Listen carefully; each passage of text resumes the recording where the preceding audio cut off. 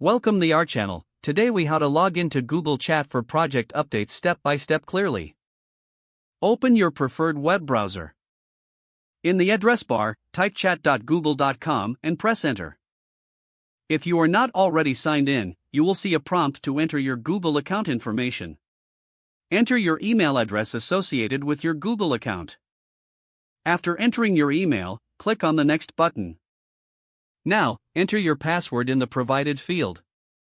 If you have two-factor authentication enabled, follow the prompts to complete the verification process. Once logged in, you will be taken to the Google Chat interface. On the left side, you will see the list of your chats and available rooms. To start a new conversation, click on the plus icon or select a chat from the list.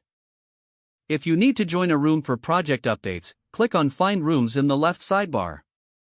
Search for the relevant project room in the search bar. Once found, click on the room name to enter. Inside the room, you can view messages, share updates, and collaborate with your team. For direct messages, use the search bar to find your colleague's name. Click on their name to start a private chat. You can now begin sharing your updates and collaborating effectively.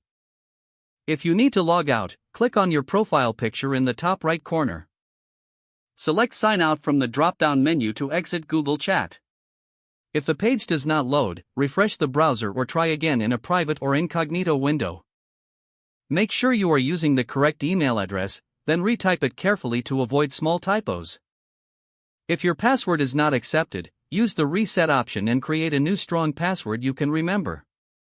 Check your spam folder for verification or security emails, then complete any requested confirmation steps.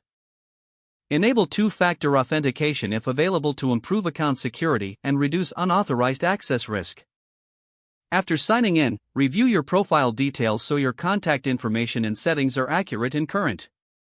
If you see an error message, note it down and try again after restarting your device and internet connection.